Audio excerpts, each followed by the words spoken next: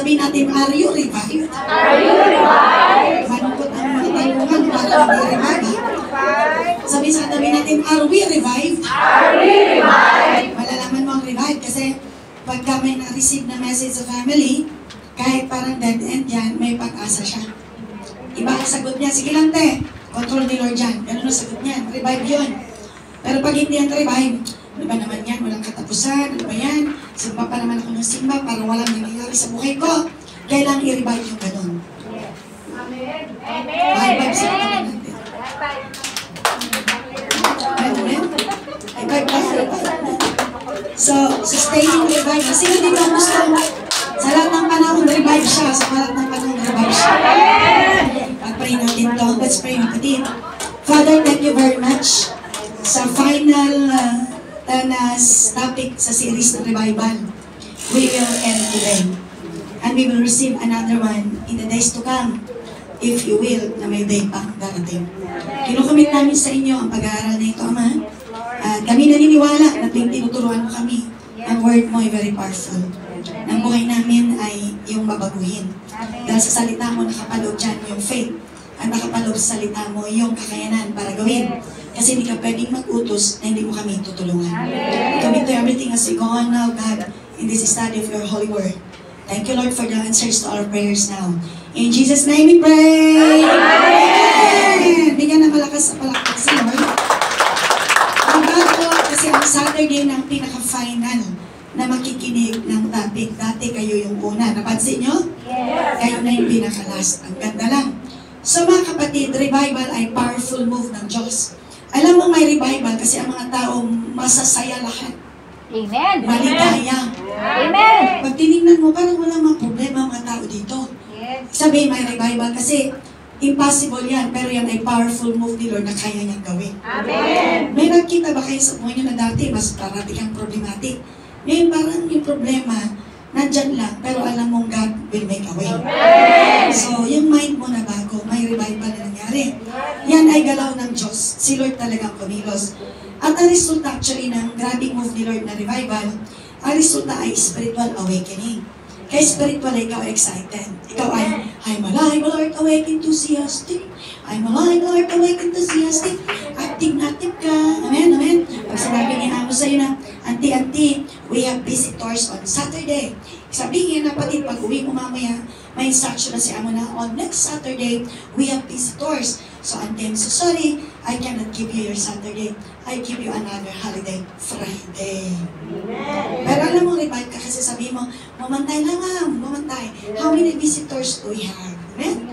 Ganun ang sagot. May sabihin na revive ka kasi punong-puno ka ng hope. Alam mo na God is in Control. Alam mo na kahit ano ang sabihin, si Lord pa rin ang may control. Amen. Pero along the way, pagdating ng Tuesday, Auntie, there's a change. O, di ba? We move it on Sunday, so you can go on Saturday. So sa'yo, hindi ka nagugulat kasi alam mo, God is in Control. Oo, ganun na, sanay ka na. Sanay ka na na si Lord ay kaya niyang palitan ng lahat. Amen. Kahit minsan actually hindi ka na nagugulat. Kasi yung isang revive, sanay na siya na si Lord kayang mag-miracle sa bawat situation. Amen. Kasi kami natin darating ng time. Darating ang time. Hindi ka na magugulat-gulat. Hindi ka na magulat-gulat. Kasi alam mo na sa bawat sitwasyon, pwedeng mag-move agad si Lord. Amen. Tapos pagdating ng Friday, Auntie, there's a change. Sasabihin naman naman. Hindi mo sabihin na itong amo ko na ito, pabago-bago. Pag ganon, medyo kailangang i-revive yung ganon. Amen? Kasi sabihin natin, ikaw ba yun? Pagka ganon ka pa, ganon pa tayo, at naging ganon ulit tayo, we need to be revived. Amen? Amen. Yan si Bishop, no, Jew, ganito, Jew, ganito. Tapos biglang sabihin niya, Jew, nabago, Jew. Sige na, magugulat yun. Kasi wala na ako idudugtong na sasabihin. Ganun na, alam ko na pwedeng mabago along the way. Kasi anything can be changed. Everything can be changed. Anything can happen anytime. Pero ito ang truth. God is in Control. Hawak niya na, He knows the end from the beginning. Alam na niya yung next. Kaya alam din niya, at si Lord hindi po siya masama. Hindi niya gagawin yun para ikasama natin. Lahat ng nangyayari, hawak niya. Hindi yan para ikasama natin, para ikabubuti natin. Kaya kung matindi ang trial mo, ang purpose ni Lord, palalaguin ka niya sa faith. Amen. Parang dito lang umalagpak ang todo. At hindi mo dadaanan pag hindi mo pa capacity. Pero pag capacity mo na, alam ni Lord na kay next level, hindi pwedeng ang level ng faith kung 0 to 100 hanggang 50 ka lang forever.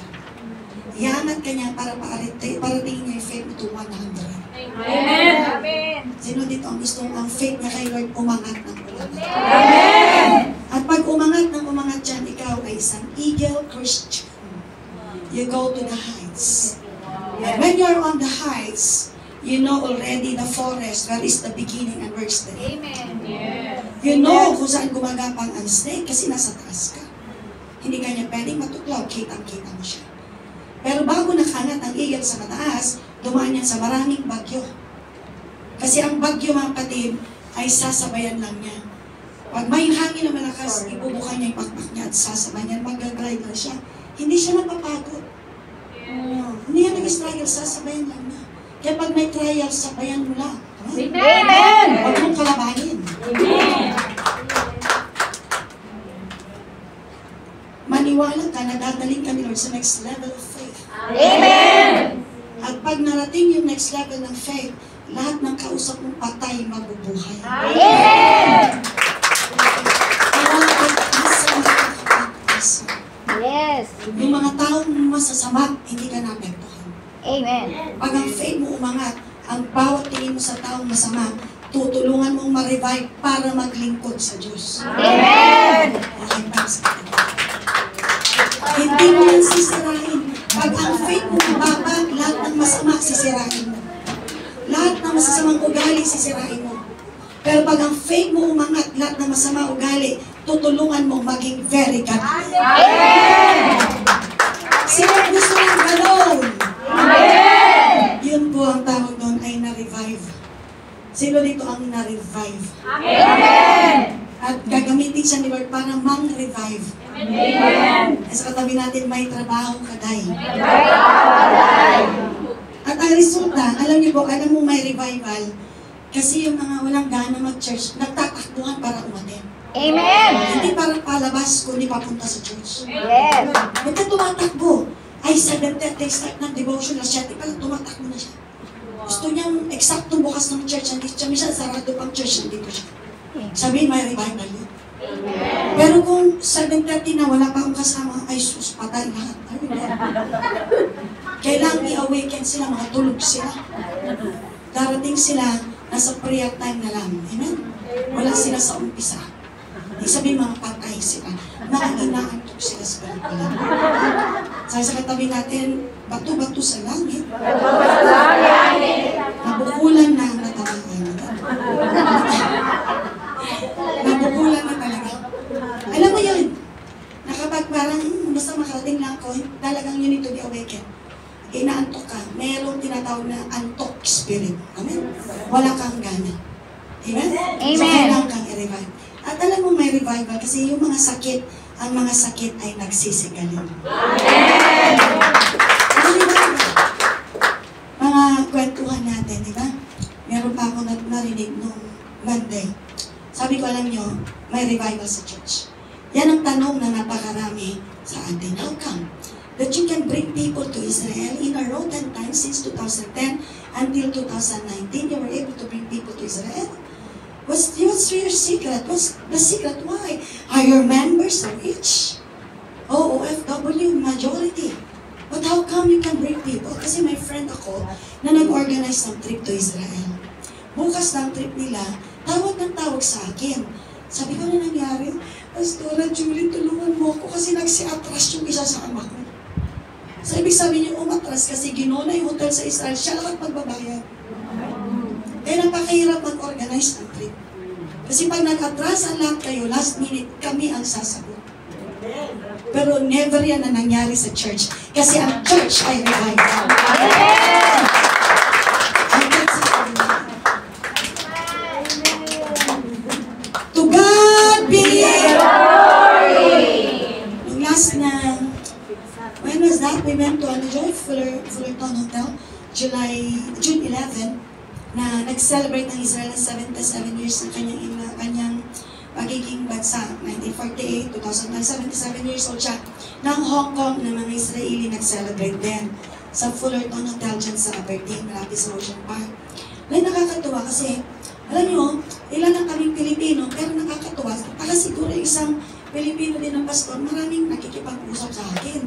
Kasi ang topic lang talaga, bakit yung church natin nakakapagdala ng tao sa Israel? Amen. Amen? Amen. Nung una, ang sagot ko kasi, most of the time, pag ako preach every day, na-insert ko Israel, pero hindi na final na sagot. Ang final na sagot, dahil ang church ay revive.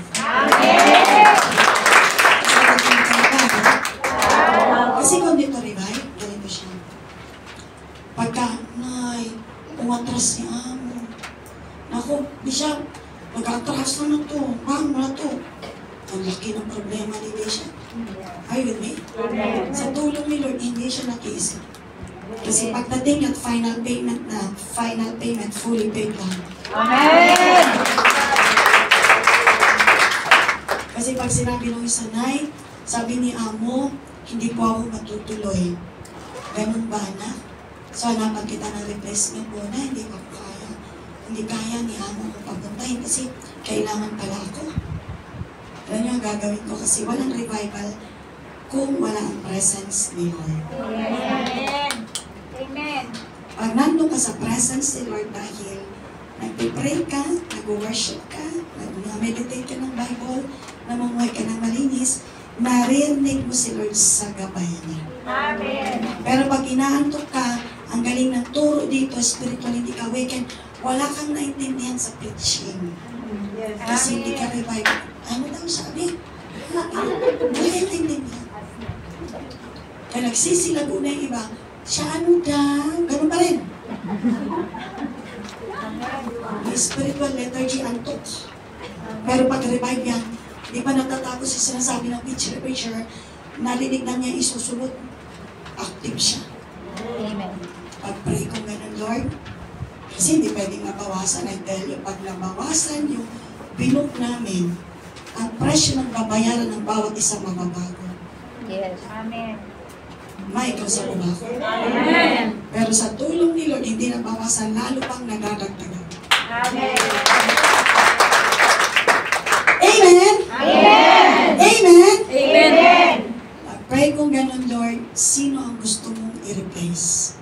Nandun ako sa bus stop noon, si Joy nag-aaral ng K.